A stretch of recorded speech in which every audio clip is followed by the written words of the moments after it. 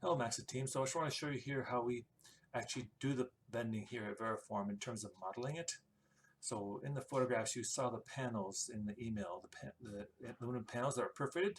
When we're modeling it, we don't show the perforations in the panels.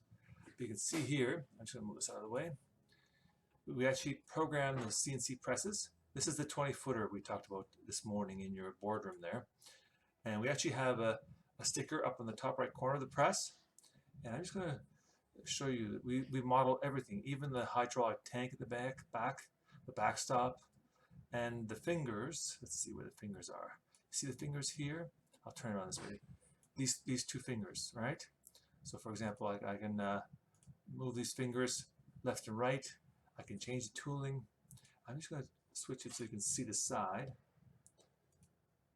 And I've got a perspective view. I'm going to remove the perspective view so we just see a nice clean view. There you go. So here you can see the part formed, and we can actually go through the bending and actually go right to the beginning. Here's the flat. You can see we're actually bending it. It actually shows the part being formed, and it even shows a spring back. Do you see it bouncing back? I don't know if you saw it bouncing back. It's hard to see it.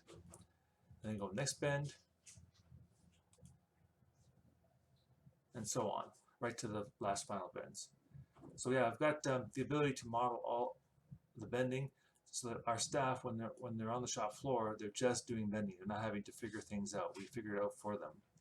And we even designed two lights here that if the part is touching the backstops, if the part is touching the backstops, then the lights will come on.